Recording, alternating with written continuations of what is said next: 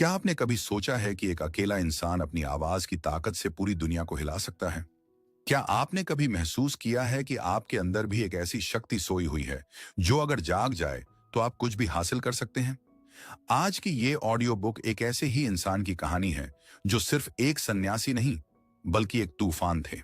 एक ऐसी ज्वाला थे जिसने भारत के सोए हुए स्वाभिमान को जगाया और पूरी दुनिया को वेदांत के गहरे और सच्चे ज्ञान से रोशन कर दिया। हम बात कर रहे हैं स्वामी विवेकानंद की। ये ऑडियो बुक उनकी जीवनी, उनके जीवन और उनके दर्शन पर आधारित है। ये ऑडियो बुक काफी लंबी होने वाली है क्योंकि हमने इसमें स्वामी जी के जीवन और उनके विचारों को बहुत गहराई से समझाने की कोशिश की है। तो मेरा आपसे अनुरोध है कि इस वीडियो को पहले ही कहीं शेयर कर लें या किसी दोस्त को भेज दें ताकि ये आपके पास सेव हो जाए और आप इसे अपनी सहूलियत के हिसाब से बीच बीच में अंतराल लेकर आराम से सुन सकें। तो चलिए शुरू करते हैं एक ऐसे महापुरुष की जीवन यात्रा जिसकी कहानी सुनकर आपकी जिंदगी को एक नई दिशा मिल सकती है। अध्याय नंबर 1, एक तूफान का जन्म। नरेंद्र से विवेकानंद तक का सफर की शुरुआत। वो आवाज जो दुनिया को हिलाने वाली थी, उसकी पहली गूंज। कल्पना कीजिए कलकत्ता के एक घर की। साल है 1863। मकर संक्रांति का पावन दिन। एक बच्चे का जन्म होता है। घर में खुशियां मनाई जा रही हैं, लेकिन किसी को अंदाजा नहीं है कि ये सिर्फ एक बच्चे का जन्म नहीं है बल्कि एक नए युग का आगाज है। ये जन्म है नरेंद्र नाथ दत्त का, जिन्हें दुनिया बाद में स्वामी विवेकानंद के नाम से जानेगी। दोस्तों, अक्सर हम महान लोगों को उनकी महानता के शिखर पर देखते हैं, लेकिन उनकी शुरुआत को भूल जाते हैं। विवेकानंद की कहानी की शुरुआत भी एक आम बच्चे की तरह ही हुई थी, लेकिन उनकी आंखों में एक ऐसी चमक थी, एक ऐसी जिज्ञासा थी जो उन्हें आम बच्चों से अलग बनाती थी। उनके पिता विश्वनाथ दत्त कलकत्ता हाई कोर्ट में एक सफल वकील थे। वो तर्क और आधुनिक विचारों के धनी थे। वो चाहते थे कि उनका बेटा भी सीख समझकर, अंग्रेजी सीखकर दुनिया में अपना नाम कमाए। वहीं उनकी मां भुवनेश्वरी देवी एक बहुत ही धार्मिक और पारंपरिक महिला थीं। वो नरेंद्र को रामायण और महाभारत की कहानियां सुनाती थीं, उन्हें धर्म और संस्कारों की शिक्षा देती थीं। जरा सोचिए, नरेंद्र का बचपन दो अलग अलग दुनियाओं के बीच गुजर रहा था। एक तरफ पिता का तर्क और विज्ञान पर जोर, दूसरी तरफ मां की गहरी आस्था और आध्यात्मिकता। यही वो दो ध्रुव थे जिन्होंने नरेंद्र के व्यक्तित्व को गढ़ा। उनके अंदर तर्क की शक्ति भी थी और भक्ति की भावना भी। यही वजह थी कि वो किसी भी बात को यूं ही नहीं मान लेते थे। वो हर चीज पर सवाल उठाते थे, हर मान्यता को तर्क की कसौटी पर कसते थे। नरेंद्र बचपन से ही बहुत शरारती और ऊर्जा से भरपूर थे। उनकी ऊर्जा इतनी ज्यादा थी कि कभी कभी उनकी मां मजाक में कहती थीं, मैंने तो शिवजी से एक पुत्र मांगा था, उन्होंने तो अपना एक गण ही भेज दिया। उनकी ये ऊर्जा सिर्फ खेलकूद तक सीमित नहीं थी, बल्कि उनके विचारों में भी झलकती थी। वो बचपन से ही लीडर थे। अपने दोस्तों के बीच उनका एक अलग ही रुतबा था। वो जो कहते थे, दोस्त उसे मानते थे। उनमें एक स्वाभाविक आकर्षण था। लेकिन इस चंचल और ऊर्जावान युवक के मन में एक गहरा तूफान भी चल रहा था। एक ऐसा तूफान जो उसे शांत नहीं बैठने देता था। वो अक्सर ध्यान में खो जाते थे। कभी कभी खेलते खेलते अचानक किसी वृक्ष के नीचे बैठकर आंखें बंद कर लेते थे। उनके दोस्तों को यह बहुत अजीब लगता था, लेकिन नरेंद्र के लिए यह स्वाभाविक था। उनके मन में हमेशा एक सवाल कौंता रहता था, क्या ईश्वर है? अगर है तो क्या उसे देखा जा सकता है? यह सवाल किसी बच्चे का मासूम सवाल नहीं था। यह एक गहरी आध्यात्मिक प्यास थी। ये वो प्यास थी जो उन्हें महान महान विद्वानों और साधुओं के पास ले गई, लेकिन कोई भी उन्हें संतोषजनक जवाब नहीं दे सका। सब कहते थे, हाँ ईश्वर है, बस श्रद्धा रखो। लेकिन नरेंद्र का तर्कवादी मन कहता था, मैं कैसे मान लूं? अगर कोई चीज है तो उसका प्रमाण भी होना चाहिए। उनकी शिक्षा दीक्षा बेहतरीन संस्थानों में हुई। वो अध्ययन में बहुत तेज थे। इतिहास, दर्शन, साहित्य, विज्ञान, हर विषय पर उनकी गहरी समझ थी।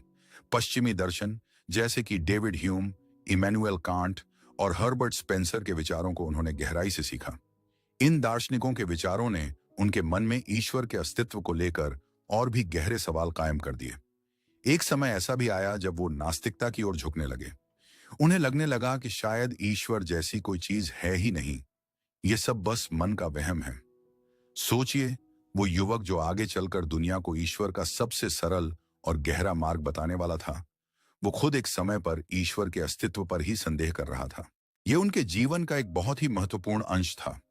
ये संघर्ष उनके अंदर एक आग पैदा कर रहा था। एक तरफ उनका दिल कहता था कि कोई तो परम शक्ति है जो इस ब्रह्मांड को चला रही है, और दूसरी तरफ उनका दिमाग कहता था कि बिना प्रमाण के कुछ भी मानना मूर्खता है। ये दिल और दिमाग का द्वंद्व था। अगर आप में से किसी ने भी अपनी जिंदगी में कभी ऐसी दुविधा महसूस की है, जहां आपका दिल कुछ और कहता हो और दिमाग कुछ और, तो कमेंट्स में दिल और दिमाग जरूर लिखें। ये वो संघर्ष है जो हमें इंसान बनाता है। नरेंद्र की ये खोज उन्हें कई जगहों पर ले गई। वो ब्रह्म समाज में भी शामिल हुए, जो उस समय का एक सुधारवादी आंदोलन था। ब्रह्म समाज मूर्ति पूजा का विरोध करता था और एक निराकार ईश्वर में विश्वास रखता था। नरेंद्र को उनके विचार अच्छे लगे, लेकिन उनकी आत्मा की प्यास यहां भी नहीं बुझी। उनका सवाल अब भी वही था, क्या आपने ईश्वर को देखा है? और इसका जवाब किसी के पास नहीं था। उनके जीवन में ये बेचैनी, ये व्यथा अधिक होती ही जा रही थी। वो एक ऐसे गुरु की तलाश में थे जो उन्हें सिर्फ किताबी ज्ञान न दे, बल्कि सत्य का सीधा अनुभव करा सके। वो एक ऐसे मार्गदर्शक को खोज रहे थे जो उनकी शंकाओं का समाधान कर सके, जो उनका हाथ थामकर उन्हें उस परम सत्य तक ले जा सके जिसकी उन्हें तलाश थी। ये एक शेर की तलाश थी, एक ऐसे गुरु की जो इस शेर की शक्ति को पहचान सके और उसे सही दिशा दे सके। ये कहानी सिर्फ नरेंद्र की नहीं है, ये हम सब की कहानी है। हम सब अपनी जिंदगी में किसी न किसी सच्चाई की तलाश में हैं। कोई सफलता में सच खोजता है, कोई रिश्तों में, कोई धन में, लेकिन एक गहरी प्यास हम सबके अंदर होती है, अपने अस्तित्व के सच को जानने की। नरेंद्र नाथ दत्त का जीवन उस समय एक चौराहे पर था। एक तरफ दुनिया की चकाचौंध थी।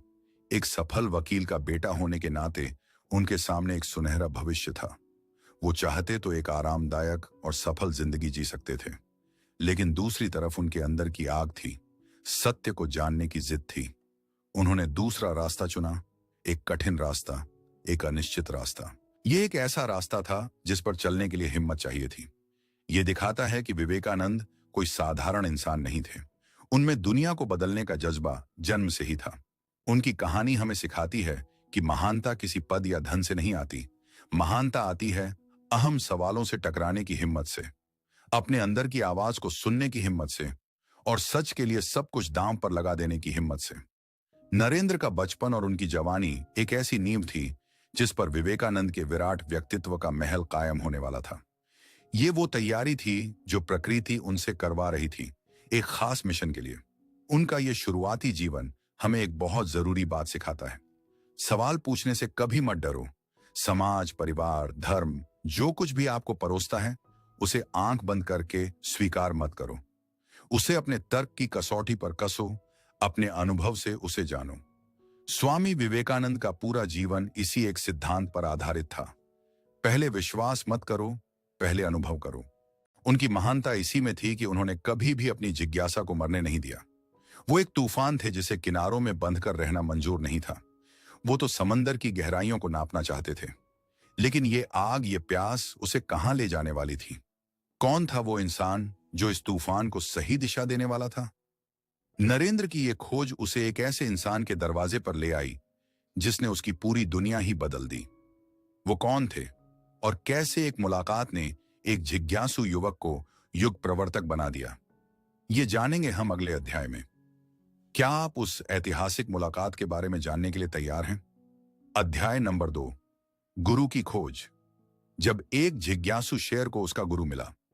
सवालों के समंदर में जवाब की एक किरण। दोस्तों, पिछले अध्याय में हमने देखा कि कैसे एक युवा नरेंद्र नाथ अपने मन में हजारों सवाल लिए सच की तलाश में भटक रहा था। उसका तर्कवादी मन किसी भी साधु संत के जवाब से संतुष्ट नहीं था। वो एक ऐसे इंसान की तलाश में था जो सिर्फ बातें ना करे, बल्कि जिसने खुद उस परम सत्य का अनुभव किया हो। और कहते हैं ना, जब शिष्य तैयार होता है तो गुरु मिल ही जाता है। नरेंद्र की ये तलाश उन्हें दक्षिणेश्वर के काली मंदिर तक ले आई, जहां उनकी मुलाकात हुई एक ऐसे व्यक्ति से जो पहली नजर में बिल्कुल साधारण लगते थे, रामकृष्ण परमहंस। कल्पना कीजिए उस दृश्य की। एक तरफ पश्चिमी दर्शन और विज्ञान सीखा हुआ, अंग्रेजी बोलने वाला, तर्क और बुद्धि से भरा एक नौजवान नरेंद्र, और दूसरी तरफ एक सीधा सादा गांव का पुजारी जो ज्यादा सीखा समझा भी नहीं था, जो मां काली की भक्ति में डूबा रहता था, रामकृष्ण परमहंस। इन दोनों का मिलन इतिहास की सबसे असाधारण घटनाओं में से एक है। ये दो अलग अलग ध्रुवों का मिलन था। एक तरफ ज्ञान का अहंकार, दूसरी तरफ भक्ति की सरलता। नरेंद्र जब पहली बार रामकृष्ण से मिले तो उनके मन में बहुत संदेह था।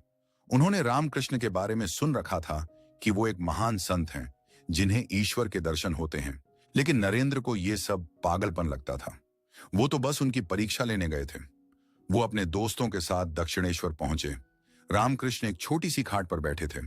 जैसे ही उन्होंने नरेंद्र को देखा, वो समाधि में चले गए और उनके चेहरे पर एक अद्भुत आनंद का भाव छा गया। जब वो समाधि से बाहर आए तो वो नरेंद्र से ऐसे बात करने लगे जैसे वो उन्हें जन्मों से जानते हों। उन्होंने नरेंद्र के गालों को छुआ और कहा, अरे, तुम आने में इतनी देर क्यों लगा दी?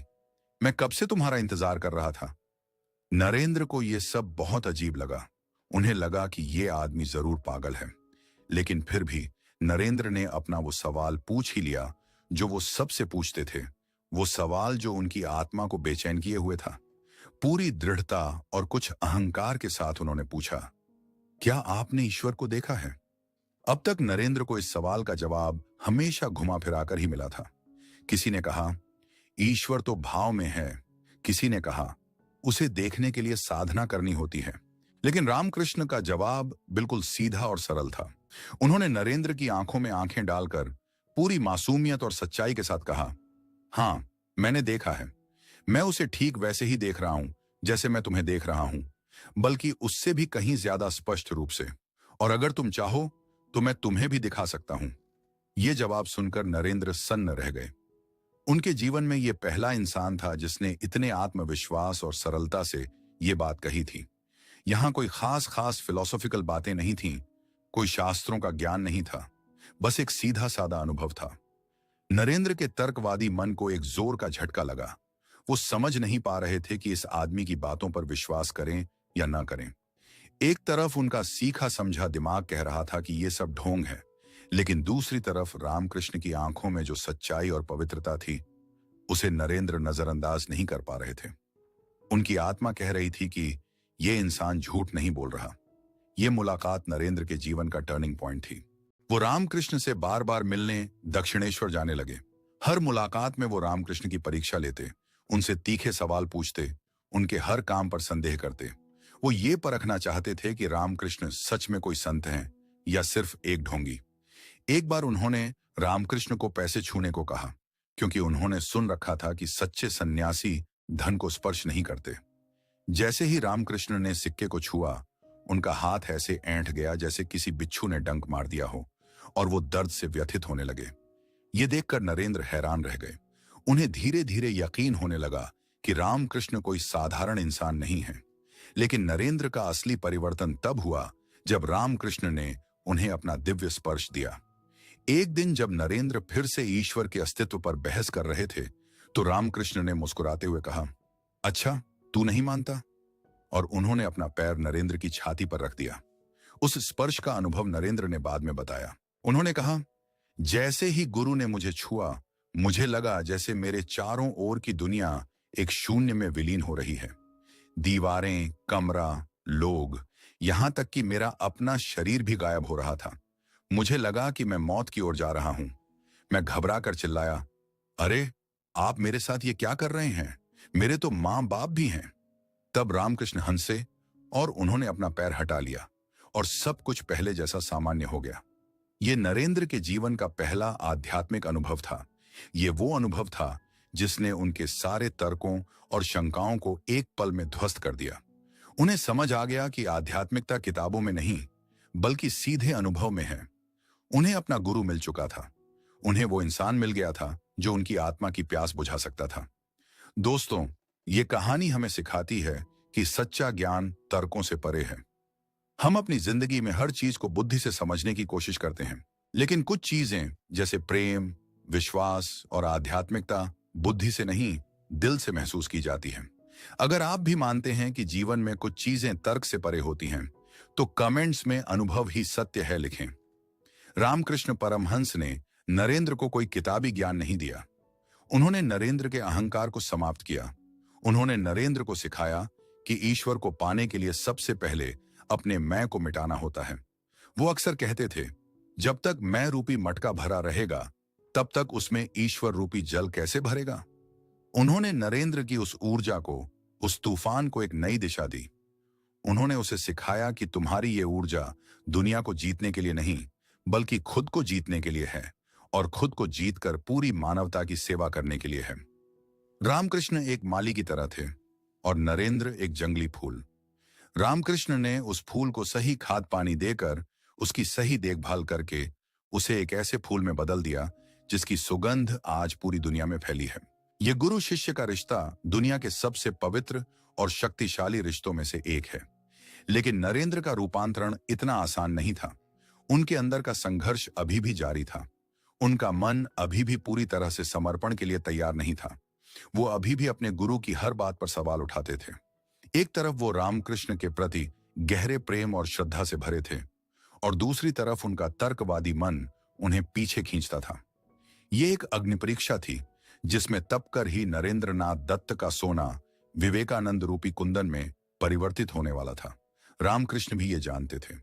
वो जानबूझकर नरेंद्र की परीक्षा लेते थे, उनके अहंकार पर चोट करते थे, ताकि वो पूरी तरह से निर्मल हो सकें। ये यात्रा आसान नहीं थी। इसमें दर्द था, संघर्ष था और आत्मसमर्पण की एक लंबी प्रक्रिया थी। आखिर कैसे इस अग्नि परीक्षा से गुजरकर नरेंद्र पूरी तरह से अपने गुरु को समर्पित हुए? कैसे उनके पिता की मृत्यु ने उन्हें एक ऐसे स्थान पर ला दिया जहां उन्हें या तो दुनिया को चुनना था या अपने गुरु को? और कैसे रामकृष्ण ने अपने अंतिम दिनों में अपनी सारी आध्यात्मिक शक्तियां नरेंद्र को सौंप दी? ये सब जानेंगे हम अगले अध्याय में, जहां हम देखेंगे कि कैसे एक जिज्ञासु युवक, एक समर्पित शिष्य और फिर एक महान सन्यासी बना। अध्याय नंबर 3, आत्मसमर्पण की अग्निपरीक्षा। नरेंद्रनाथ का विवेकानंद में रूपांतरण। खुद को खोकर ही खुद को पाया जा सकता है। दोस्तों, पिछले अध्याय में हमने नरेंद्र और रामकृष्ण परमहंस की उस ऐतिहासिक मुलाकात के बारे में जाना जिसने नरेंद्र के जीवन की दिशा ही बदल दी।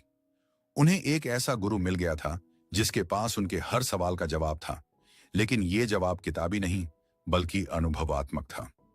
लेकिन क्या गुरु मिल जाने भर से यात्रा पूरी हो जाती है? नहीं, बल्कि असली यात्रा तो वहीं से शुरू होती है। ये यात्रा है आत्मसमर्पण की, अपने अहंकार को गलाने की। और नरेंद्र के लिए ये यात्रा एक कठिन अग्निपरीक्षा की तरह थी। एक तरफ वो रामकृष्ण के दिव्य प्रेम और ज्ञान से खींचे चले जाते थे, और दूसरी तरफ उनका सीखा समझा तर्कवादी मन हर बात पर संदेह करता था। वो रामकृष्ण को प्रेम करते थे, लेकिन उनकी हर बात को आंख बंद करके मानने को तैयार नहीं थे। यही नरेंद्र की खासियत थी, और यही उनके रूपांतरण की सबसे मुख्य चुनौती भी। रामकृष्ण भी नरेंद्र की इस प्रकृति को जानते थे। वो जानते थे कि यह कोई साधारण शिष्य नहीं है। ये एक शेर है जिसे पिंजरे में नहीं रखा जा सकता, बल्कि उसकी शक्ति को सही दिशा देनी होगी। इसलिए रामकृष्ण का सिखाने का तरीका भी अनोखा था। वो नरेंद्र को सीधे सीधे उपदेश नहीं देते थे, बल्कि ऐसी परिस्थितियां बनाते थे जिससे नरेंद्र खुद सच्चाई का अनुभव कर सकें। एक बार की बात है, रामकृष्ण ने अपने शिष्यों से कहा कि वेदांत कहता है, सब कुछ ब्रह्म ही है। जो इस मटके में है वही मुझ में है, और वही उस बिल्ली में भी है। सबने सिर हिलाकर सहमति जताई। तभी रामकृष्ण ने नरेंद्र से कहा, अगर सब कुछ ब्रह्म ही है तो जा उस बिल्ली को कुछ दूध पिला दे जो बाहर बैठी है। नरेंद्र को यह बात कुछ अजीब लगी, लेकिन गुरु की आज्ञा थी तो वो दूध का कटोरा लेकर बिल्ली के पास गए। उस समय आश्रम में दूध की कमी थी और वो दूध किसी और जरूरी काम के लिए रखा गया था। दूसरे शिष्यों ने सोचा कि गुरुदेव तो कहते हैं कि हर जीव में ईश्वर है, तो फिर सिर्फ बिल्ली को ही दूध क्यों? ये तो पक्षपात हुआ। उन्होंने ये बात रामकृष्ण से कही। रामकृष्ण मुस्कुराए और बोले, मैंने तो सबसे कहा था, लेकिन करने सिर्फ नरेंद्र ही गया। बातें तो सब करते हैं, लेकिन ज्ञान को कर्म में उतारना ही असली आध्यात्मिकता है। इस छोटी सी घटना से रामकृष्ण ने नरेंद्र को व्यावहारिक वेदांत का सबसे अहम पाठ सिखा दिया। ज्ञान सिर्फ जानने के लिए नहीं, बल्कि जीवन में उतारने के लिए है। नरेंद्र के जीवन में एक ऐसा स्थान आया जिसने उन्हें पूरी तरह से हिलाकर रख दिया। उनके पिता विश्वनाथ दत्त का अचानक निधन हो गया। पिता के जाने से न सिर्फ नरेंद्र ने अपना एक सहारा खोया, बल्कि उनका पूरा परिवार रास्ते पर आ गया।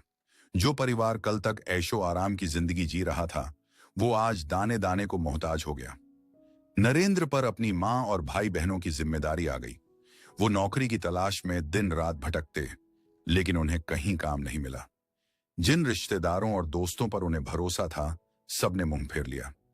ये वो समय था जब नरेंद्र ने गरीबी और इंसानी मतलबीपन को बहुत करीब से देखा। उनका ईश्वर पर से विश्वास पूरी तरह उठ गया। वो सोचते थे, अगर ईश्वर सच में है तो वो इतने नेक और भक्त परिवार को इतना कष्ट क्यों दे रहा है।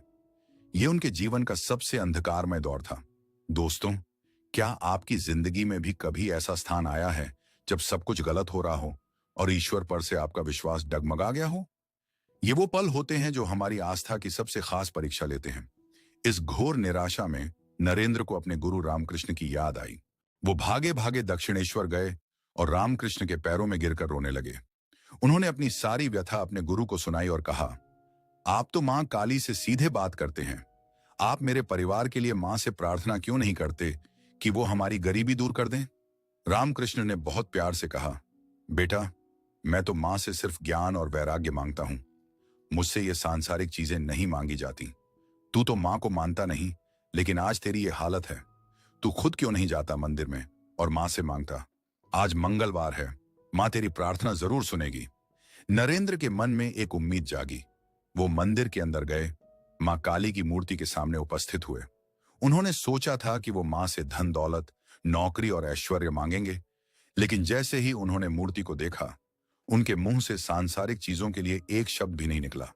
उनके अंदर से आवाज आई, मां, मुझे ज्ञान दो, मुझे भक्ति दो, मुझे वैराग्य दो। वो बाहर आए। रामकृष्ण ने पूछा, क्या मांगा? नरेंद्र ने सच बता दिया। रामकृष्ण ने कहा, अरे मूर्ख, जा, फिर से जा और इस बार धन दौलत मांगना। नरेंद्र दूसरी बार गए, लेकिन फिर वही हुआ। उनके मुंह से सिर्फ ज्ञान और वैराग्य के लिए प्रार्थना निकली। ऐसा 3 बार हुआ। आखिर में नरेंद्र समझ गए, ये उनके गुरु की ही लीला थी। रामकृष्ण चाहते थे कि नरेंद्र खुद ये समझें कि जीवन का असली उद्देश्य धन दौलत कमाना नहीं, बल्कि ईश्वर को पाना है। उस दिन नरेंद्र ने सांसारिक इच्छाओं का पूरी तरह से त्याग कर दिया और खुद को पूरी तरह से अपने गुरु के चरणों में समर्पित कर दिया। उनका मैं, उनका अहंकार जो अब तक उन्हें रोके हुए था, वो पूरी तरह से समाप्त हो चुका था। उन्होंने खुद को खो दिया था और खुद को खोकर ही उन्होंने अपने असली स्वरूप को, अपनी असली शक्ति को पा लिया था। यह था नरेंद्र का विवेकानंद में रूपांतरण का सबसे महत्वपूर्ण क्षण। रामकृष्ण ने उन्हें गले लगाया और कहा, बेटा, तेरे परिवार को कभी अन्न वस्त्र की कमी नहीं होगी, लेकिन तू इस दुनिया के छोटे मोटे कामों के लिए नहीं बना है। तुझे तो मां का बहुत अहम काम करना है। इसके बाद रामकृष्ण ज्यादा दिन जीवित नहीं रहे। उन्हें गले का कैंसर हो गया था। अपने अंतिम दिनों में उन्होंने अपने सभी युवा शिष्यों की जिम्मेदारी नरेंद्र को सौंप दी। उन्होंने कहा, नरेंद्र इन सब का ध्यान रखेगा, वो इन सबको सिखाएगा और सही रास्ते पर ले जाएगा। अपने महाप्रयाण से कुछ दिन पहले रामकृष्ण ने नरेंद्र को अपने पास बुलाया। उन्होंने नरेंद्र को स्पर्श किया और कहा, आज मैं अपनी सारी आध्यात्मिक शक्तियां, अपनी सारी सिद्धियां तुझे देता हूं। कहते हैं, उस स्पर्श के बाद नरेंद्र को ऐसा लगा जैसे उनके अंदर एक बिजली कौंध गई हो। रामकृष्ण ने कहा, इस शक्ति से तू दुनिया का बहुत खास कल्याण करेगा। गुरु ने अपनी जीवन भर की कमाई अपने सबसे योग्य शिष्य को सौंप दी थी। गुरु के जाने के बाद नरेंद्र और अन्य शिष्य बेघर हो गए। समाज ने उन्हें स्वीकार नहीं किया, लेकिन नरेंद्र ने हिम्मत नहीं हारी। उन्होंने अपने गुरु भाइयों को इकट्ठा किया और कलकत्ता के पास बारानगर में एक पुराने टूटे फूटे मकान में पहला रामकृष्ण मठ स्थापित किया। यहीं पर उन सभी युवा युवकों ने सन्यास की दीक्षा ली और यहीं पर नरेंद्र नाथ दत्त का नाम बदलकर स्वामी विवेकानंद रखने का प्रस्ताव आया। हालांकि उन्होंने ये नाम बहुत बाद में अपनाया। ये कहानी हमें आत्मसमर्पण की शक्ति सिखाती है। जब तक हम अपनी जिंदगी की बागडोर अपने हाथ में रखने की कोशिश करते हैं, तब तक हम संघर्ष करते रहते हैं। लेकिन जिस पल हम उसे किसी खास शक्ति, चाहे वो गुरु हो या ईश्वर, को सौंप देते हैं, उसी पल हमारे जीवन में चमत्कार होने लगते हैं। हमारा छोटा मैं मिट जाता है और विराट हम का जन्म होता है। नरेंद्र ने अपने अहंकार को गलाकर विवेकानंद को जन्म दिया। ये एक ऐसी यात्रा थी जहां उन्होंने खुद को मिटाकर अनंत को पा लिया। लेकिन यह तो बस शुरुआत थी। विवेकानंद का असली मिशन तो अब शुरू होना था। उनके गुरु ने उन्हें जो शक्ति दी थी, उसका उपयोग कैसे करना है, ये उन्हें अभी खोजना था। उनके मन में एक नई बेचैनी ने जन्म लिया, अपने देश की, भारत की आत्मा को समझने की। और इसी खोज ने उन्हें एक लंबी और कठिन यात्रा पर निकलने के लिए प्रेरित किया। वो कौन सी यात्रा थी, और उस यात्रा में उन्होंने ऐसा क्या देखा जिसने उनके दिल को झकझोर कर रख दिया? ये जानेंगे हम अगले अध्याय में। अध्याय नंबर 4, भारत की आत्मा की खोज, एक सन्यासी का देश भ्रमण। जब पैरों के छालों ने देश का दर्द महसूस किया। दोस्तों, गुरु रामकृष्ण के जाने के बाद स्वामी विवेकानंद ने अपने गुरु भाइयों के साथ रामकृष्ण मठ की स्थापना तो कर ली थी, लेकिन उनके अंदर का तूफान अभी शांत नहीं हुआ था। उनके गुरु ने उन्हें जो विराट जिम्मेदारी सौंपी थी, उसे कैसे पूरा किया जाए, ये सवाल उन्हें बेचैन कर रहा था। वो जानते थे कि उनका मिशन सिर्फ कुछ लोगों को ध्यान और भक्ति सिखाना नहीं है। उनका मिशन बहुत विशाल है, लेकिन उस मिशन का स्वरूप क्या होगा, ये उन्हें अभी तक स्पष्ट नहीं था। उन्होंने किताबों में भारत के गौरवशाली अतीत के बारे में अध्ययन किया था। उपनिषदों और वेदों का गहरा ज्ञान उनके पास था, लेकिन वो जानते थे कि किताबों में लिखा भारत और असल भारत में बहुत फर्क हो सकता है। वो उस असली भारत को अपनी आंखों से देखना चाहते थे, उसकी धड़कनों को महसूस करना चाहते थे। वो जानना चाहते थे कि जिस देश ने दुनिया को आध्यात्मिकता का सबसे ऊंचा ज्ञान दिया, आज उसकी ऐसी दुर्दशा क्यों है। इन सवालों का जवाब पाने के लिए उन्होंने एक परिव्राजक यानी एक घुमंतु सन्यासी बनने का फैसला किया। हाथ में एक कमंडल और एक दंड, तन पर गेरुआ वस्त्र और दिल में भारत को जानने की अदम्य इच्छा लेकर वो एक अनंत यात्रा पर निकल गए। ये कोई तीर्थ यात्रा नहीं थी, ये भारत की आत्मा की खोज थी। स्वामी विवेकानंद ने लगभग पूरे भारत का भ्रमण पैदल ही किया। उत्तर में हिमालय से लेकर दक्षिण में कन्याकुमारी तक, पूर्व में बंगाल से लेकर पश्चिम में गुजरात तक। वो राजाओं के महलों में भी रहे और गरीबों की झुग्गियों में भी। उन्होंने विद्वान पंडितों से भी शास्त्रार्थ किया और अनपढ़ किसानों के साथ बैठकर उनकी तकलीफें भी सुनी। इस यात्रा ने विवेकानंद की आंखों से पर्दा हटा दिया। उन्होंने जो भारत देखा वो उनकी कल्पना से बहुत अलग था। उन्होंने देखा कि एक तरफ तो हमारा देश ज्ञान विज्ञान और आध्यात्मिकता की खान है, लेकिन दूसरी तरफ यहाँ करोड़ों लोग गरीबी, भूखमरी, अज्ञानता और अंधविश्वास में जी रहे हैं।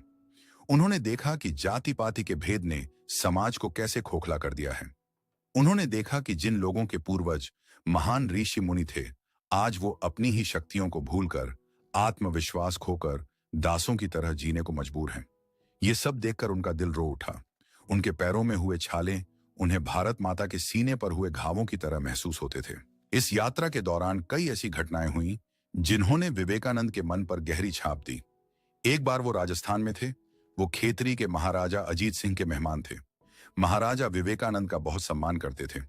एक दिन महाराजा ने अपने दरबार में मनोरंजन के लिए एक नर्तकी को बुलाया।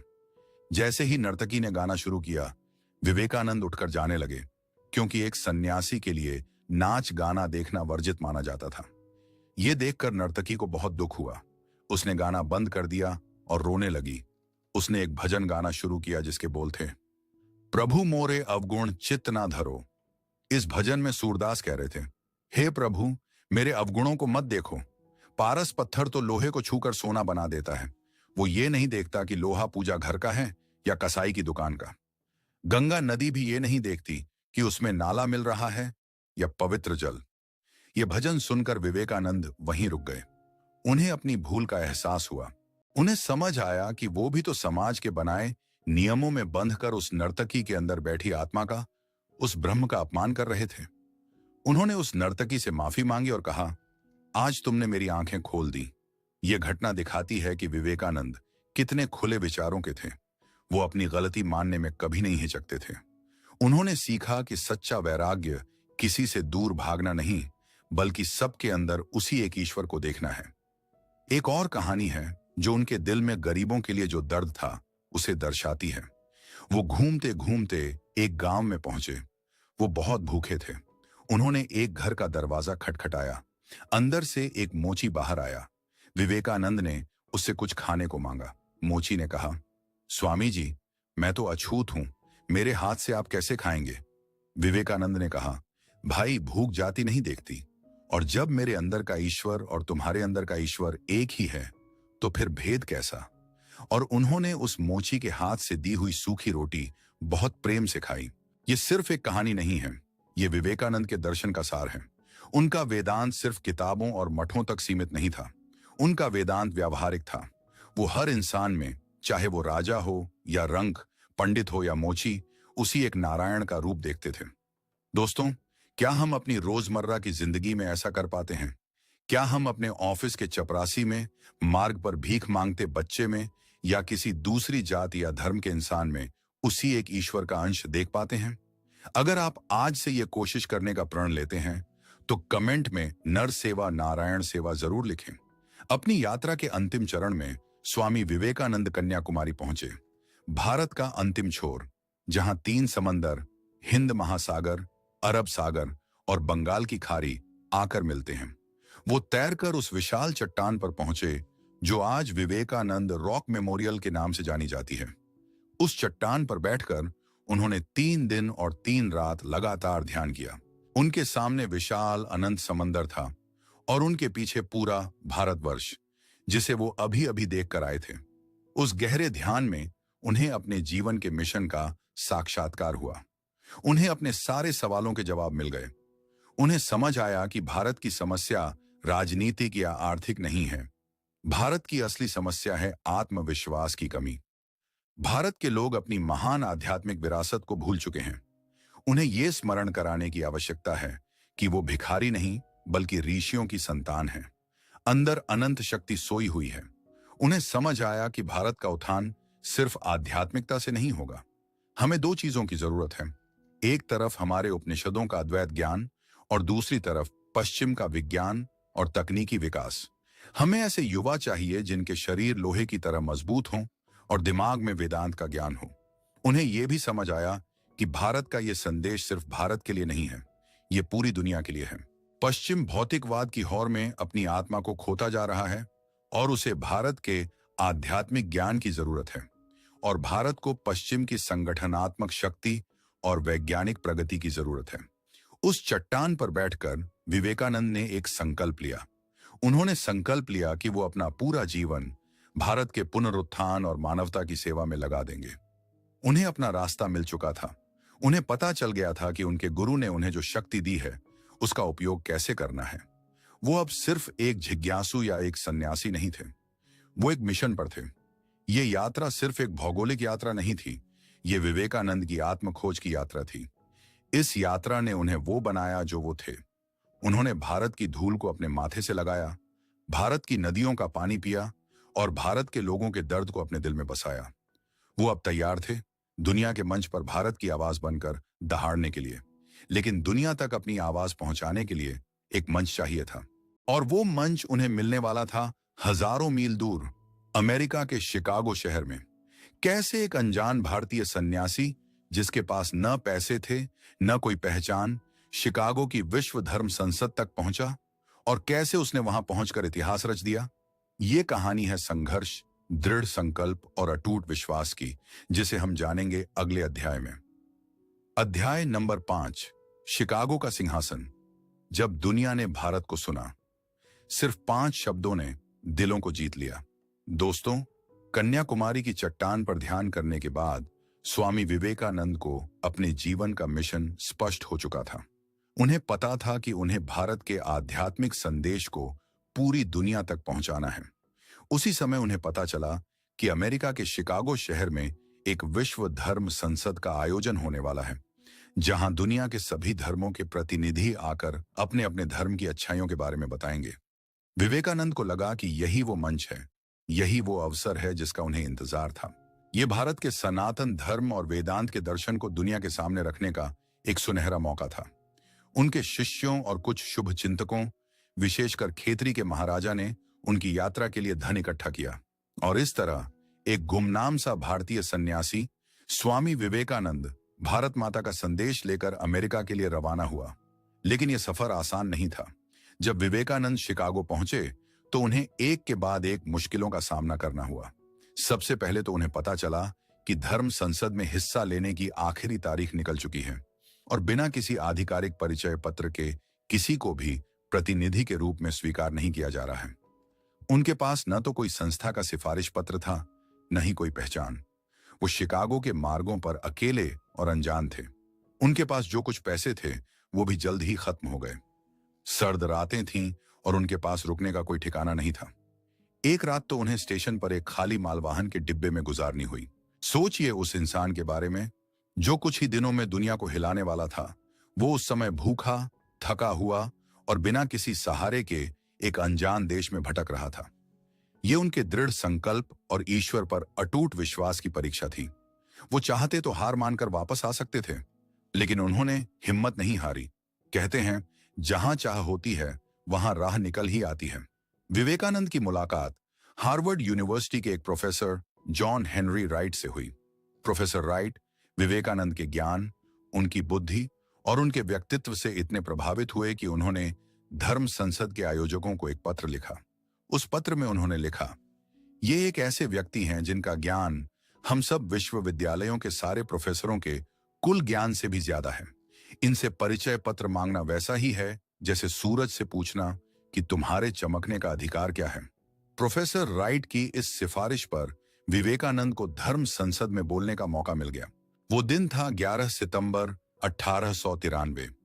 एक ऐसा दिन जो इतिहास में हमेशा के लिए दर्ज हो गया। हॉल खचाखच भरा हुआ था। दुनिया के कोने कोने से आए महान महान विद्वान और धार्मिक नेता मंच पर बैठे थे। सबने अपने अपने धर्म की महानता पर लंबे लंबे भाषण दिए थे। जब विवेकानंद की बारी आई तो उनका दिल जोर जोर से धड़क रहा था। वो कुछ घबराए हुए थे। उन्होंने मन ही मन मां सरस्वती का ध्यान किया और मंच पर पहुंचे।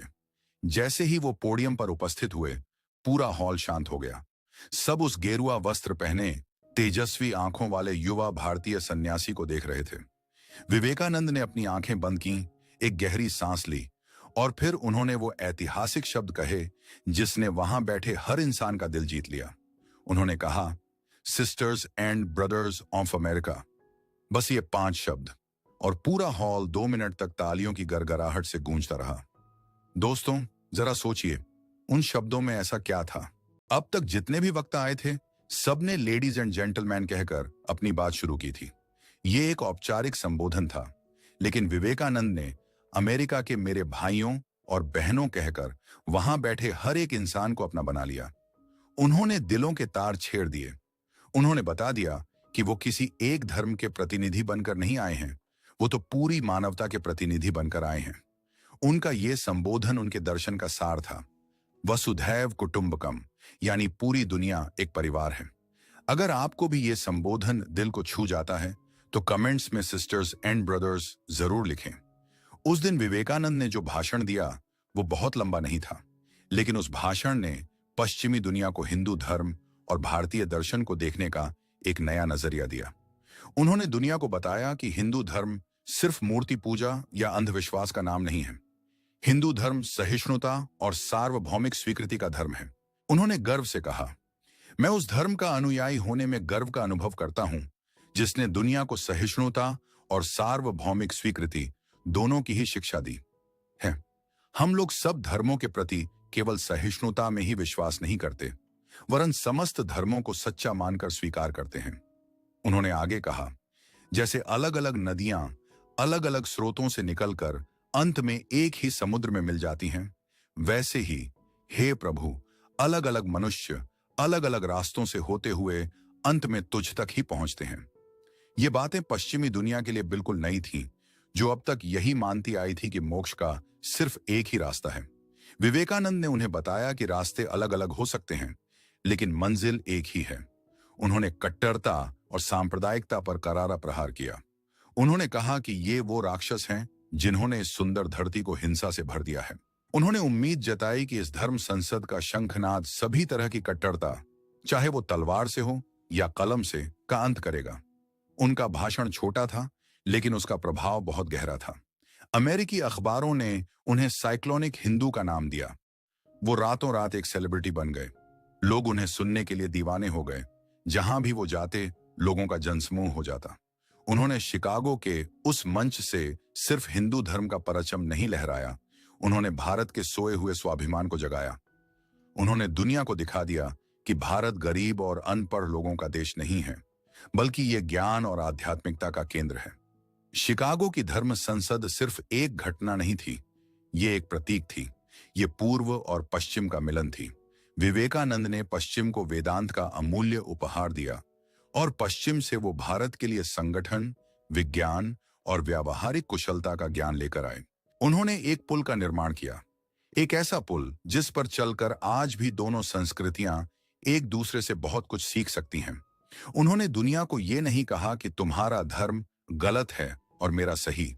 उन्होंने कहा, एक ईसाई को हिंदू या बौद्ध नहीं बनना है और न ही एक हिंदू या बौद्ध को ईसाई बनना है, बल्कि हर किसी को दूसरे धर्मों की अच्छी बातों को अपनाना है और अपनी पहचान को बनाए रखते हुए विकास करना है। ये थी सार्वभौमिक धर्म की उनकी कल्पना। लेकिन क्या शिकागो में मिली प्रसिद्धि के बाद विवेकानंद का मिशन पूरा हो गया था? क्या उनका काम बस अमेरिका और यूरोप में लेक्चर देना ही रह गया था? नहीं, ये तो उनके असली काम की शुरुआत थी। शिकागो में उन्होंने जो बीज बोया था, उसे अब उन्हें भारत की धरती पर आकर एक विशाल वृक्ष बनाना था। उनका दिल तो भारत के उन करोड़ गरीब और व्यथित लोगों के लिए धड़कता था। वो जानते थे कि असली काम तो भारत में ही करना है। लेकिन उनके दर्शन का वो मूल तत्व क्या था जिसे वो भारत के हर इंसान तक पहुंचाना चाहते थे? क्या था वो व्यावहारिक वेदांत जिसका उन्होंने पूरी दुनिया में प्रचार किया? और कैसे हम और आप उस दर्शन को अपनी रोजमर्रा की जिंदगी में अपनाकर अपनी जिंदगी को बदल सकते हैं? इन सब गहरे सवालों के जवाब हम जानेंगे अगले अध्याय में। अध्याय नंबर 6, व्यावहारिक वेदांत। आपके अंदर छिपे ईश्वर को कैसे जगाएं? मंदिर और मस्जिदों से परे हर इंसान में ईश्वर। दोस्तों, शिकागो में मिली अपार सफलता के बाद स्वामी विवेकानंद ने अमेरिका और यूरोप में कई वर्षों तक वेदांत का प्रचार किया। लेकिन उनका दिल हमेशा भारत के लिए व्यथित रहता था। वो जानते थे कि उनका असली काम भारत की सोई हुई आत्मा को जगाना है। जब वो भारत वापस लौटे तो उनका किसी हीरो की तरह स्वागत हुआ। लेकिन विवेकानंद इन सब सम्मान और स्वागत से बहुत ऊपर उठ चुके थे। उनके दिमाग में बस एक ही धुन सवार थी, अपने देशवासियों को उनकी असली शक्ति का एहसास कैसे दिलाया जाए। और इस सवाल का जवाब था उनके व्यावहारिक वेदांत के सिद्धांत में। अब आप सोच रहे होंगे कि ये वेदांत क्या है और ये व्यावहारिक कैसे हो सकता है? वेदांत तो बहुत गहरी और मुश्किल फिलॉसफी मानी जाती है, जिसे समझना आम इंसान के बस की बात नहीं। लेकिन यही विवेकानंद का चमत्कार था। उन्होंने वेदांत के सबसे गहरे और जटिल रहस्यों को इतना सरल बना दिया कि कोई भी उसे समझ सके और अपनी जिंदगी में अपना सके। तो चलिए आज एक दोस्त की तरह बात करते हैं और इस व्यावहारिक वेदांत को समझने की कोशिश करते हैं। वेदांत का मूल मंत्र है तत् त्वम असि और अहम ब्रह्मास्मि। इसका सरल भाषा में मतलब है कि आप और मैं, हम सब सिर्फ ये शरीर, मन या बुद्धि नहीं है। हमारे अंदर एक शुद्ध, पवित्र और अनंत शक्ति का स्रोत है जिसे आत्मा कहते हैं। और ये आत्मा उस परमपिता परमेश्वर, उस ब्रह्मांडीय चेतना का ही एक अंश है। इसे एक आधुनिक एनालॉजी से समझते हैं। मान लीजिए ये पूरा ब्रह्मांड एक विशाल सुपर कंप्यूटर है जिसे हम ब्रह्म कह सकते हैं। और हम सब इंसान उस सुपर कंप्यूटर से संबंधित छोटे छोटे टर्मिनल्स या लैपटॉप्स हैं। हमारा शरीर और मन हमारा हार्डवेयर और ऑपरेटिंग सिस्टम है, लेकिन हमारे अंदर जो असली यूजर है, जो चेतना है, वो आत्मा है, जो सीधे उस मेन सुपर कंप्यूटर से संबंधित है। हम सब एक ही नेटवर्क का हिस्सा हैं। हम दिखते अलग अलग हैं, लेकिन अंदर से हम सब एक ही ऊर्जा से संबंधित हैं। विवेकानंद कहते थे कि धर्म का असली मकसद हमें इसी सच्चाई का अनुभव कराना है। धर्म का मतलब मंदिर में जाकर पूजा करना या मस्जिद में जाकर नमाज करना ही नहीं है, बल्कि अपने अंदर के इस ईश्वर को पहचानना है। अब सवाल उठता है कि यह तो बहुत अच्छी फिलोसॉफिकल बात है, लेकिन इसका हमारी रोज की जिंदगी से क्या लेना देना? यहीं पर व्यावहारिक शब्द आता है। विवेकानंद ने कहा कि इस ज्ञान को सिर्फ किताबों में मत रखो, इसे अपनी जिंदगी में उतारो। कैसे? सबसे पहला कदम है आत्मविश्वास। अगर आप सच में ये मानते हैं कि आपके अंदर अनंत शक्ति का स्रोत है, तो आप कभी भी खुद को कमजोर, गरीब या लाचार नहीं समझेंगे। दुनिया की कोई भी चुनौती आपको विशाल नहीं लगेगी। जब भी आपके मन में निराशा आए, जब भी आपको लगे कि आप ये काम नहीं कर सकते, तो बस आंखें बंद करके खुद से कहिए, अहम ब्रह्मास्मि।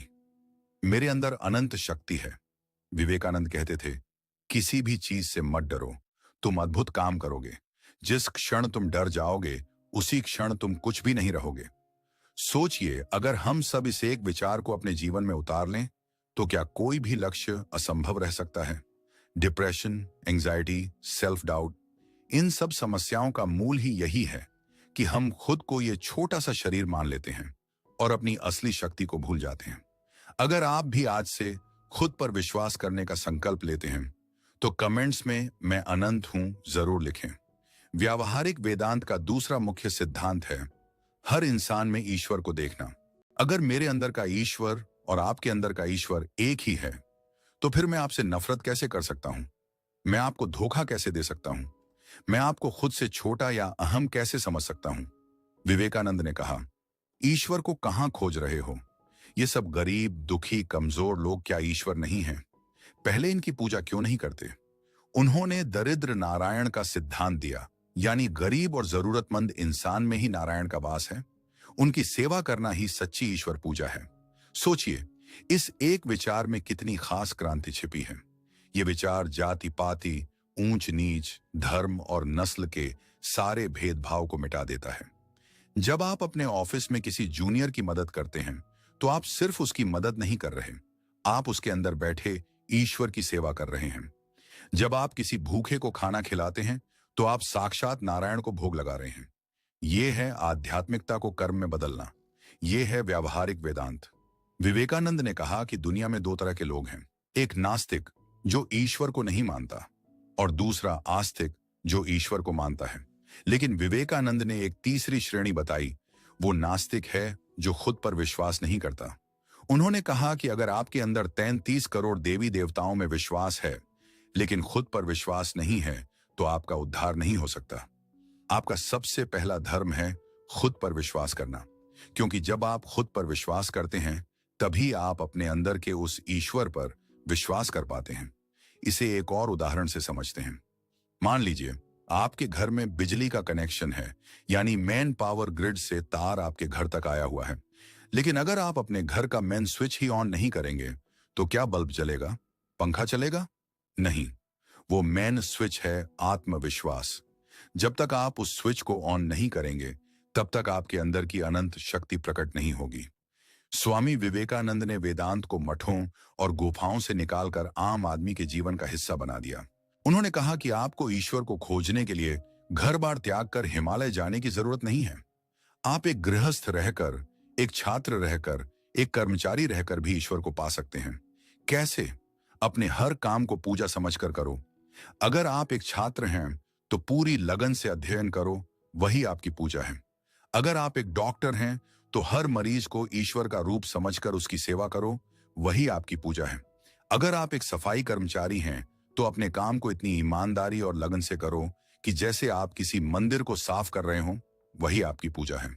हर काम को निस्वार्थ भाव से, पूरी श्रद्धा और समर्पण से करना ही कर्म योग है, जो व्यावहारिक वेदांत का एक अभिन्न अंग है। इस तरह विवेकानंद का व्यावहारिक वेदांत हमें 3 मुख्य बातें सिखाता है। पहला, अपने अंदर की अनंत शक्ति में विश्वास करो। दूसरा, हर दूसरे इंसान में उसी शक्ति को देखो और सबका सम्मान करो। और तीसरा, अपने हर कर्तव्य को पूजा समझकर पूरी ईमानदारी से निभाओ। ये कोई रॉकेट साइंस नहीं है, ये बहुत ही सरल और प्रैक्टिकल सिद्धांत हैं, लेकिन इन्हें अपनी जिंदगी में उतारने के लिए निरंतर अभ्यास और जागरूकता की जरूरत है। ये वो चाबी है जो हमारे जीवन की हर समस्या का ताला खोल सकती है। लेकिन सवाल ये उठता है कि इस मंजिल तक पहुंचने के रास्ते क्या हैं? हर इंसान का स्वभाव अलग होता है। कोई बहुत भावुक होता है, कोई बहुत कर्मठ, कोई बहुत बुद्धिमान, तो कोई ध्यान में ज्यादा रुचि रखता है। क्या इन सभी के लिए एक ही रास्ता है?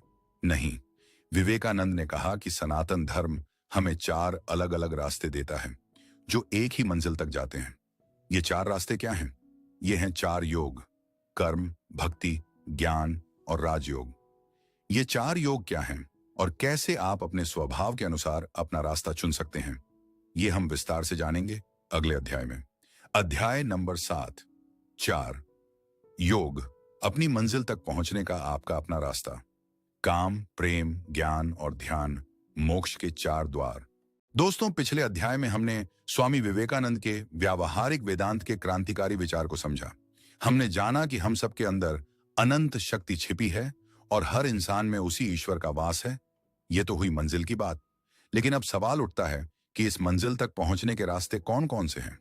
क्या सबके लिए एक ही रास्ता है? स्वामी विवेकानंद कहते थे, नहीं। सनातन धर्म की यही खूबसूरती है कि वो किसी को एक ही फ्रेम में फिट करने की कोशिश नहीं करता। वो हर इंसान के स्वभाव और प्रकृति का सम्मान करता है। जैसे एक ही शहर तक पहुंचने के लिए कई अलग अलग हाईवे हो सकते हैं, वैसे ही परम सत्य या आत्म साक्षात्कार तक पहुंचने के लिए भी मुख्य रूप से 4 रास्ते हैं। इन्हीं 4 रास्तों को 4 योग कहा जाता है: कर्म योग, भक्ति योग, ज्ञान योग और राजयोग। आज हम इन चारों योगों को बहुत ही सरल भाषा में समझने की कोशिश करेंगे, ताकि आप ये जान सकें कि आपके लिए कौन सा रास्ता सबसे उपयुक्त है। चलिए सबसे पहले बात करते हैं कर्म योग की। यह रास्ता उन लोगों के लिए है जो बहुत एक्टिव हैं, जिन्हें काम करना पसंद है, जो दुनिया में रहकर, समाज के बीच रहकर अपना योगदान देना चाहते हैं। कर्म योग का सिद्धांत बहुत सरल है। अपने हर काम को पूजा बना दो। लेकिन कैसे? यहां पर 3 मुख्य बातें हैं। पहली, फल की इच्छा का त्याग, यानी आप जो भी काम करें उसे अपना 100% देकर करें, लेकिन उसके परिणाम की चिंता न करें। जैसे गीता में श्री कृष्ण कहते हैं, कर्मण्येवाधिकारस्ते मां फलेषु कदाचन। आपका अधिकार सिर्फ कर्म करने में है, उसके फल पर नहीं। इसे एक उदाहरण से समझते हैं। मान लीजिए आप एक परीक्षा की तैयारी कर रहे हैं। कर्म योग कहता है कि आप पूरी लगन, पूरी ईमानदारी से अध्ययन करें, लेकिन यह चिंता न करें कि रिजल्ट क्या आएगा, मैं पास होऊंगा या फेल। क्योंकि जब हम फल से संबंधित हो जाते हैं तो हमारे मन में तनाव, डर और चिंता पैदा होती है और हम अपना काम ठीक से नहीं कर पाते। दूसरी बात है कर्ता होने के भाव का त्याग, यानी ये मत सोचो कि मैं ये काम कर रहा हूं। ये सोचो कि ईश्वर मुझसे ये काम करवा रहा है, मैं तो बस एक माध्यम हूं। इससे आपके अंदर अहंकार नहीं आएगा। और तीसरी और सबसे महत्वपूर्ण बात, हर काम को ईश्वर को समर्पित कर दो। ये सोचो कि मैं जो भी कर रहा हूं वो ईश्वर की सेवा के लिए कर रहा हूं। एक डॉक्टर जब मरीज का इलाज करता है तो वो ये सोच सकता है कि मैं नारायण की सेवा कर रहा हूं। एक शिक्षक जब सिखाता है तो वो सोच सकता है कि मैं बच्चों के रूप में ईश्वर को ज्ञान दे रहा हूं। इस तरह आपका हर सांसारिक कर्म भी एक आध्यात्मिक साधना बन जाता है। अब आते हैं दूसरे रास्ते पर, भक्ति योग। ये रास्ता उन लोगों के लिए है जो स्वभाव से भावुक हैं, जिनके लिए प्रेम और भावनाएं बहुत मायने रखती हैं, जिनका दिल दिमाग से ज्यादा मजबूत है। भक्ति योग कहता है कि ईश्वर को तर्क से नहीं, प्रेम से पाया जा सकता है। भक्त के लिए ईश्वर कोई निराकार शक्ति नहीं, बल्कि एक साकार रूप है जिससे वो एक व्यक्तिगत रिश्ता बना सकता है। जैसे एक बेटा अपनी मां से प्यार करता है, एक दोस्त अपने दोस्त से प्यार करता है, या एक प्रेमी अपनी प्रेमिका से प्यार करता है, वैसे ही एक भक्त अपने ईश्वर से प्यार करता है। वो ईश्वर को अपना सब कुछ मानता है, अपना पिता, अपनी मां, अपना दोस्त, अपना स्वामी, अपना प्रियतम। भक्ति योग का रास्ता बहुत ही मधुर है। इसमें ईश्वर का नाम जपना, उनकी लीलाओं की कहानियां सुनना, उनकी मूर्ति की पूजा करना, उन्हें भोग लगाना, ये सब शामिल है। भक्त के लिए ये सब कर्मकांड नहीं, बल्कि अपने प्रेम को व्यक्त करने का एक तरीका है। वो रोता भी अपने ईश्वर के लिए है और हंसता भी उसी के लिए है। उसका पूरा जीवन प्रेम की एक धारा बन जाता है। मीराबाई, चैतन्य महाप्रभु, ये सब भक्ति योग के महान उदाहरण हैं। भक्ति योग में तर्क की कोई जगह नहीं है। यहां तो बस अटूट श्रद्धा और निस्वार्थ प्रेम चाहिए। अगर आपके मन में किसी के लिए भी निस्वार्थ प्रेम है तो आप भक्ति योग के मार्ग पर हैं।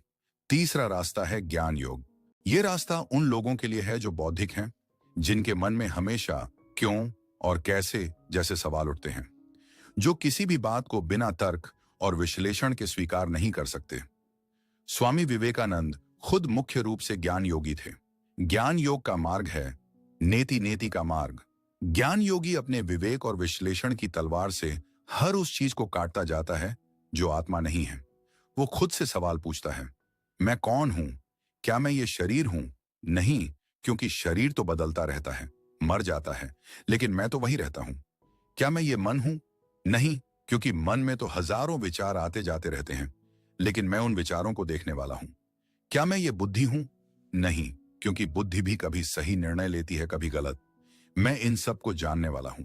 इस तरह विश्लेषण करते करते वो हर उस चीज को नकार देता है जो वो नहीं है, और अंत में जो बचता है वही शुद्ध चेतना, वही आत्मा, वही सत्य है। ये रास्ता कुछ कठिन और शुष्क माना जाता है, क्योंकि इसमें भावनाओं के लिए ज्यादा जगह नहीं है। इसके लिए तीव्र विवेक, गहरा चिंतन और मजबूत इच्छा शक्ति की जरूरत होती है। आदि शंकराचार्य ज्ञान योग के सबसे अहम प्रणेता माने जाते हैं। और चौथा रास्ता है राजयोग। इसे अष्टांग योग भी कहते हैं, जिसका महर्षि पतंजलि ने अपने योग सूत्र में वर्णन किया है। राजयोग का अर्थ है मन पर राज करना। ये एक बहुत ही वैज्ञानिक और प्रैक्टिकल रास्ता है। ये कहता है कि हमारी सारी समस्याएं हमारे अनियंत्रित मन की वजह से हैं। अगर हम अपने मन को साधना सीख लें, उसे एकाग्र करना सीख लें, तो हम अपनी आत्मा का साक्षात्कार कर सकते हैं। राजयोग में 8 अंग या सीढ़ियां बताई गई हैं: यम, नियम, आसन, प्राणायाम, प्रत्याहार, धारणा, ध्यान और समाधि। ये एक स्टेप बाय स्टेप गाइड की तरह है। ये शरीर से शुरू होता है, फिर श्वास पर आता है और फिर धीरे धीरे मन की गहराइयों में उतरता है। आज दुनिया भर में जो मेडिटेशन और योग इतना पॉपुलर हो रहा है, वो इसी राजयोग का एक छोटा सा हिस्सा है। राजयोग उन लोगों के लिए है जो एक अनुशासित और व्यवस्थित तरीके से अपनी चेतना को विकसित करना चाहते हैं। तो दोस्तों, ये हैं वो 4 मुख्य रास्ते: कर्म, भक्ति, ज्ञान और राजयोग। स्वामी विवेकानंद कहते थे कि ये चारों रास्ते अलग अलग दिखते जरूर हैं, लेकिन अंत में सब एक ही जगह मिलते हैं। और एक आदर्श इंसान वो है जिसमें इन चारों का संतुलन हो। उसमें एक कर्म योगी की तरह काम करने का उत्साह हो, एक भक्त की तरह प्रेम करने वाला हृदय हो, एक ज्ञान योगी की तरह सोचने वाला मस्तिष्क हो, और एक राजयोगी की तरह अनुशासित मन हो। आप अपने स्वभाव को पहचानिए। देखिए कि इन चारों में से कौन सा रास्ता आपको अपनी ओर ज्यादा खींचता है, और उस पर चलना शुरू कर दीजिए। जरूरी नहीं कि आप सिर्फ एक ही रास्ता चुनें। आप अपनी जिंदगी में इन चारों का एक सुंदर मिश्रण भी बना सकते हैं। यही सनातन धर्म की उदारता है। लेकिन इन सब रास्तों पर चलने के लिए, इन सब योगों को साधने के लिए एक चीज की सबसे ज्यादा जरूरत है, और वो है शक्ति, शारीरिक और मानसिक शक्ति। विवेकानंद युवाओं को क्या कहते थे? वो युवाओं को भारत का भविष्य क्यों मानते थे? और उनका वो अमर संदेश, उठो, जागो और तब तक मत रुको जब तक लक्ष्य की प्राप्ति न हो जाए, आज हमारे लिए कितना प्रासंगिक है? इस पर हम विस्तार से बात करेंगे अगले अध्याय में। अध्याय नंबर 8, उठो, जागो। युवाओं के लिए विवेकानंद का अमर संदेश: तुम्हारी नसों में लोहा है, तुम्हारी आत्मा में अनंत शक्ति है। दोस्तों, हमने स्वामी विवेकानंद के गहरे दार्शनिक विचारों को समझा। हमने 4 योगों के बारे में जाना। लेकिन विवेकानंद सिर्फ एक दार्शनिक या संत नहीं थे। वो एक विद्रोही थे, एक सुधारक थे, और सबसे ऊपर वो युवाओं के सबसे अहम प्रेरणा स्रोत थे। उनका मानना था कि अगर भारत को फिर से विश्व गुरु बनना है, तो ये काम देश का युवा ही कर सकता है। उनकी सारी उम्मीदें, सारी आशाएं भारत के नौजवानों पर टिकी थीं। वो जानते थे कि युवाओं के अंदर ऊर्जा का एक असीम भंडार होता है, एक ऐसा तूफान होता है जो अगर सही दिशा में घूम जाए तो दुनिया को बदल सकता है। इसीलिए उन्होंने अपना सबसे शक्तिशाली और सीधा संदेश युवाओं को ही दिया। आज हम उनके उसी अमर संदेश के बारे में बात करेंगे और समझने की कोशिश करेंगे कि आज के इस दौर में, जहां युवा पीढ़ी तनाव, कंफ्यूजन और दिशाहीनता से जूझ रही है, विवेकानंद के विचार उनके लिए एक रोशनी की किरण कैसे बन सकते हैं। विवेकानंद का युवाओं के लिए सबसे पहला और सबसे जरूरी संदेश था, शक्तिशाली बनो। वो कहते थे, मेरे युवा मित्रों, शक्तिशाली बनो, यही तुम्हारे लिए मेरा उपदेश है। जब वो शक्ति की बात करते थे तो उनका मतलब सिर्फ शारीरिक शक्ति से नहीं था। उनका मतलब था शारीरिक, मानसिक, बौद्धिक और आध्यात्मिक शक्ति। वो कहते थे कि गीता का अध्ययन करने से पहले फुटबॉल खेलना ज्यादा जरूरी है। उनके इस कथन का बहुत गहरा मतलब था। वो कहना चाहते थे कि तुम स्पिरिचुअलिटी की खास खास बातें तब तक नहीं समझ सकते जब तक तुम्हारा शरीर मजबूत और स्वस्थ न हो। एक कमजोर शरीर में एक मजबूत मन नहीं रह सकता। इसलिए सबसे पहले अपने शरीर पर ध्यान दो, व्यायाम करो, अच्छा खाओ और इसे फौलाद की तरह मजबूत बनाओ। आज के युवाओं को देखिए, जो घंटों मोबाइल और लैपटॉप पर बैठे रहते हैं। जिनकी फिजिकल एक्टिविटी लगभग शून्य हो गई है। विवेकानंद आज होते तो कहते, उठो, बाहर निकलो, खेलो कूदो, तुम्हारी नसों में खून नहीं, लोहा बहना चाहिए। शारीरिक शक्ति के बाद आती है मानसिक शक्ति। विवेकानंद कहते थे, दुनिया एक महान व्यायामशाला है जहां हम खुद को मजबूत बनाने के लिए आते हैं। मानसिक शक्ति का मतलब है इच्छा शक्ति की मजबूती, आत्मविश्वास और निडरता। उन्होंने कहा, जो तुम सोचते हो वही तुम बन जाओगे। यदि तुम खुद को कमजोर सोचते हो तो तुम कमजोर हो जाओगे, और यदि तुम खुद को मजबूत सोचते हो तो तुम मजबूत बन जाओगे। ये लॉ ऑफ अट्रैक्शन का सबसे अहम सूत्र है, जिसे विवेकानंद ने 100 साल पहले ही बता दिया था। वो चाहते थे कि भारत का हर युवा खुद को एक शेर समझे, न कि एक भेड़। वो कहते थे, पाप अगर कुछ है तो वो है अपने आप को या दूसरों को कमजोर समझना। दोस्तों, आज हमारे समाज में सबसे मुख्य समस्या क्या है? आत्मविश्वास की कमी। हम हमेशा दूसरों से अपनी तुलना करते रहते हैं। सोशल मीडिया पर दूसरों की परफेक्ट जिंदगी देखकर खुद को कम आंकते हैं। विवेकानंद का संदेश इस हीन भावना पर एक गहरा प्रहार है। वो कहते हैं, तुम ईश्वर की संतान हो, तुम अनंत शक्ति के भंडार हो, डरो मत। अगर आप भी आज से खुद को कमजोर समझना बंद करने का प्रण लेते हैं तो कमेंट्स में मैं शक्तिशाली हूं जरूर लिखें। विवेकानंद का युवाओं के लिए सबसे प्रसिद्ध नारा है, जो उन्होंने कठोपनिषद से लिया था, उत्तिष्ठित जागृत प्राप्य वरान निबोधित। यानी उठो, जागो और तब तक मत रुको जब तक लक्ष्य की प्राप्ति ना हो जाए। ये सिर्फ एक नारा नहीं है, ये एक जीवन मंत्र है। उठो का मतलब है अपनी अज्ञानता और आलस्य की नींद से उठो, अपनी आरामदायक जिंदगी से बाहर निकलो। जागो का मतलब है जागरूक बनो, अपने अंदर की शक्तियों को पहचानो, अपने देश की समस्याओं को समझो, और तब तक मत रुको जब तक लक्ष्य की प्राप्ति न हो जाए का मतलब है, एक बार जब तुमने अपने जीवन का एक महान लक्ष्य तय कर लिया तो फिर पीछे घूमकर मत देखो।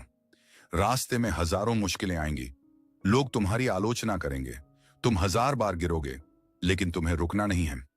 तुम्हें लगातार चलते रहना है जब तक तुम अपनी मंजिल तक पहुंच ना जाओ। आज के युवाओं की एक मुख्य समस्या है लक्ष्य का ना होना। बहुतों को पता ही नहीं है कि उन्हें अपनी जिंदगी में करना क्या है। वो बस जनसमूह के पीछे भागे जा रहे हैं। विवेकानंद कहते थे, जीवन में एक विचार लो, उस विचार को अपना जीवन बना लो, उसके बारे में सोचो, उसके सपने देखो, उस विचार को जियो। अपने मस्तिष्क, मांसपेशियों, नसों, शरीर के हर हिस्से को उस विचार में डूब जाने दो और बाकी सभी विचारों को किनारे रख दो। यही सफल होने का तरीका है। वो चाहते थे कि युवा अपने लिए कोई महान लक्ष्य चुने, सिर्फ अपने लिए पैसा कमाने या घर बनाने का लक्ष्य नहीं, बल्कि देश और समाज के लिए कुछ करने का लक्ष्य। वो कहते थे, वही जीता है जो दूसरों के लिए जीता है, बाकी सब तो जीवित से अधिक मृत हैं। ये बहुत खास बात है। सच्ची खुशी और संतुष्टि खुद के लिए जीने में नहीं, बल्कि दूसरों के जीवन में कोई सकारात्मक बदलाव लाने में है। विवेकानंद युवाओं से कहते थे कि चरित्र का निर्माण करो। उन्होंने कहा, हमें ऐसी शिक्षा चाहिए जिससे चरित्र का निर्माण हो, मन की शक्ति अधिक हो, बुद्धि का विकास हो और मनुष्य अपने पैरों पर उपस्थित हो सके।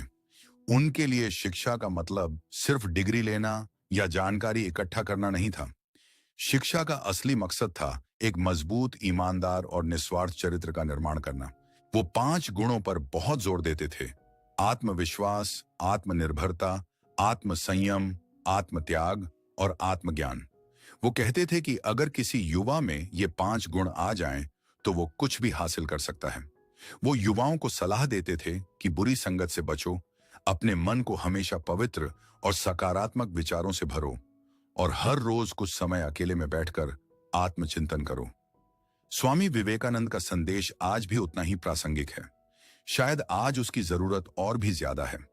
वो युवाओं से कहते हैं कि अपनी ऊर्जा को व्यर्थ के कामों में, सोशल मीडिया की लत में या नकारात्मकता में बर्बाद मत करो। अपनी इस ऊर्जा को एक सही दिशा दो, एक विशाल सपना देखो और उसे पूरा करने में अपनी पूरी जान लगा दो। तुम अकेले नहीं हो, तुम्हारे अंदर अनंत शक्ति का सागर लहरा रहा है। बस जरूरत है उस पर विश्वास करने की। लेकिन विवेकानंद सिर्फ व्यक्तिगत विकास की ही बात नहीं करते थे। उनका एक और बहुत खास संदेश था, सेवा का संदेश। वो कहते थे कि तुम्हारी शक्ति, तुम्हारा ज्ञान, तुम्हारी सफलता तब तक अधूरी है जब तक तुम उसका उपयोग दूसरों की भलाई के लिए नहीं करते। उनका ये नर सेवा, नारायण सेवा का सिद्धांत क्या था और कैसे उन्होंने इस सिद्धांत को जमीन पर उतारने के लिए रामकृष्ण मिशन की स्थापना की, इस महान सेवा यज्ञ के बारे में हम जानेंगे अगले अध्याय में। अध्याय नंबर 9, नर सेवा, नारायण सेवा, इंसानियत की पूजा का मार्ग, जब सेवा ही सबसे अहम प्रार्थना बन जाए। दोस्तों, पिछले अध्याय में हमने युवाओं के लिए स्वामी विवेकानंद के शक्तिशाली संदेश को समझा। उन्होंने युवाओं को शारीरिक और मानसिक रूप से शक्तिशाली बनने, आत्मविश्वास जगाने और एक महान लक्ष्य के लिए जीवन जीने की प्रेरणा दी। लेकिन विवेकानंद की दृष्टि सिर्फ व्यक्तिगत सफलता या मोक्ष तक सीमित नहीं थी। वो एक ऐसे समाज का निर्माण करना चाहते थे जहां कोई भूखा, बीमार या अज्ञानी ना हो। उनका हृदय अपने देश के करोड़ों गरीब और व्यथित लोगों के दर्द से द्रवित था। कन्याकुमारी की चट्टान पर ध्यान करते हुए उन्हें यह स्पष्ट हो गया था कि भारत का उद्धार सिर्फ वेदांत के शुष्क ज्ञान के प्रचार से नहीं होगा। अगर ईश्वर सच में हर जीव में है, तो भूखे पेट वाले इंसान को दर्शन की बातें सुनाना उसका अपमान है। पहले उसके पेट की आग को शांत करना होगा, उसके तन पर वस्त्र देना होगा, उसके अज्ञान के अंधकार को मिटाना होगा। और इसी चिंतन से उनके उस क्रांतिकारी सिद्धांत का जन्म हुआ जो आज भी लाखों लोगों को प्रेरणा दे रहा है, नर सेवा, नारायण सेवा। ये दो शब्द सुनने में जितने सरल हैं, इनका अर्थ उतना ही गहरा है। नर सेवा, नारायण सेवा का मतलब है मनुष्य की सेवा ही ईश्वर की सेवा है। विवेकानंद ने कहा, ईश्वर को खोजने तुम कहां जा रहे हो? क्या सारे गरीब, दुखी और कमजोर लोग ईश्वर नहीं हैं? सबसे पहले उनकी पूजा क्यों नहीं करते? मैं उस ईश्वर या धर्म में विश्वास नहीं करता जो विधवा के आंसू नहीं पहुंच सकता या किसी अनाथ को रोटी का एक अंश नहीं दे सकता। यह एक बहुत ही साहसिक और क्रांतिकारी विचार था। उस समय धर्म का मतलब मोटे तौर पर पूजा पाठ, कर्मकांड और व्यक्तिगत मोक्ष की साधना ही समझा जाता था। समाज सेवा को धर्म का अंग नहीं माना जाता था। विवेकानंद ने इस धारणा को पूरे तरीके से हिला दिया। उन्होंने कहा कि असली मंदिर, मस्जिद और चर्च इंसानों के दिल में है। भूखे को भोजन कराना, बीमार का इलाज करना, अज्ञानी को ज्ञान देना, यही सच्ची पूजा है, यही सबसे अहम यज्ञ है। इसे एक सरल उदाहरण से समझते हैं। मान लीजिए आपके पिता बहुत बीमार हैं और उन्हें आपकी जरूरत है, और उसी समय मंदिर में आरती का समय हो गया है। आप क्या करेंगे? मंदिर में जाकर घंटी बजाएंगे या अपने बीमार पिता की सेवा करेंगे? जाहिर है आप अपने पिता की सेवा करेंगे। विवेकानंद यही कहते हैं कि ये पूरी मानवता, ये सारे जीव जंतु उसी एक परम पिता परमेश्वर की संतान हैं। जब हम किसी जरूरतमंद की मदद करते हैं तो हम असल में अपने उस परम पिता की ही सेवा कर रहे होते हैं।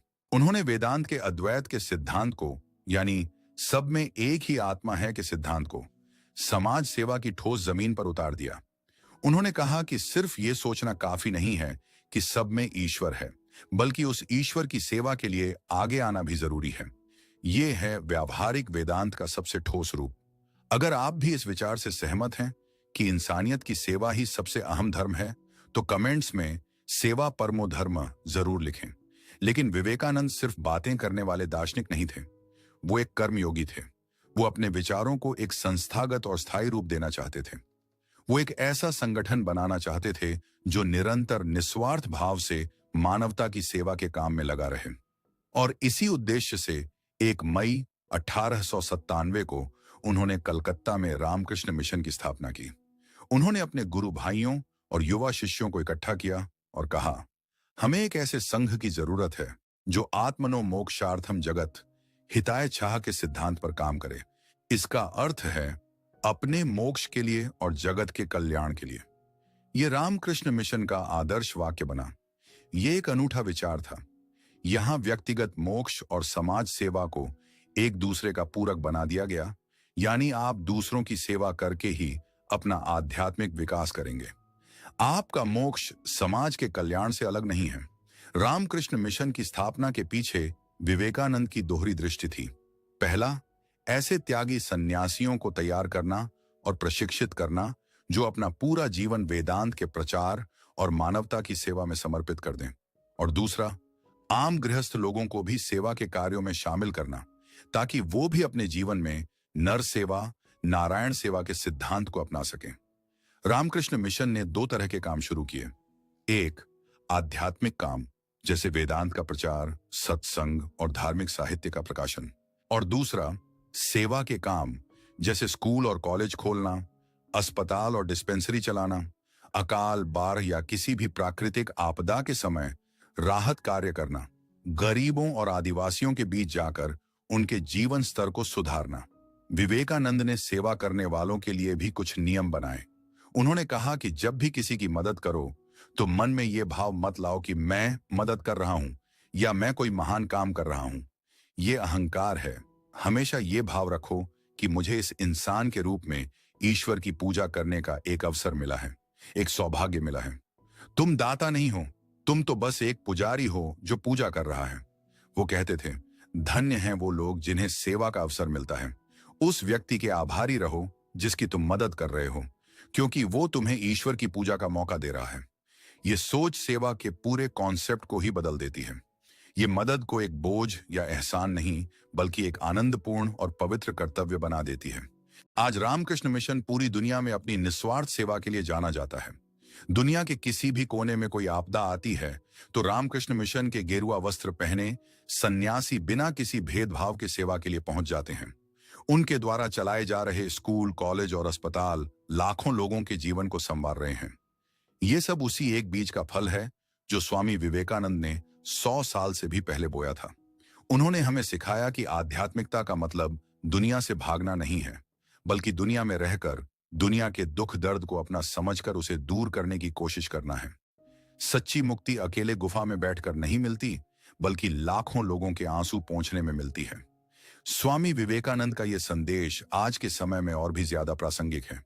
आज जब दुनिया में स्वार्थ, नफरत और अलगाव अधिक हो रहा है, तब नर सेवा, नारायण सेवा का यह सिद्धांत हमें एक दूसरे के करीब ला सकता है। यह हमें सिखाता है कि हम सब एक ही परिवार का हिस्सा हैं। किसी दूसरे का दुख हमारा अपना दुख है और किसी दूसरे की खुशी हमारी अपनी खुशी है। तो चलिए हम भी अपनी जिंदगी में इस सिद्धांत को उतारने की कोशिश करें। हमें रामकृष्ण मिशन का सन्यासी बनने की जरूरत नहीं है। हम जहां हैं वहीं से सेवा शुरू कर सकते हैं। अपने नेबर की मदद करके, किसी गरीब बच्चे के अध्ययन का खर्च उठाकर, रक्तदान करके या बस किसी दुखी इंसान के कंधे पर हाथ रखकर उसे सांत्वना देकर। सेवा का हर छोटा विशाल काम हमें ईश्वर के करीब ले जाता है। लेकिन इस महामानव का, इस तूफानी सन्यासी का अपना जीवन कैसा रहा? उन्होंने इतना कुछ दुनिया को दिया, लेकिन उनका अपना अंत कैसे हुआ? और वो अपने पीछे क्या विरासत त्याग गए जो आज भी हमें प्रेरणा देती है? ये जानेंगे हम इस ऑडियो बुक के अंतिम अध्याय में। अध्याय नंबर 10, महासमाधि और अमर विरासत। वो ज्योति जो कभी नहीं बुझती।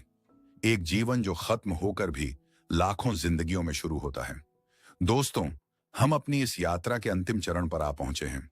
हमने नरेंद्र के एक जिज्ञासु बालक से स्वामी विवेकानंद जैसे युग प्रवर्तक बनने के सफर को देखा।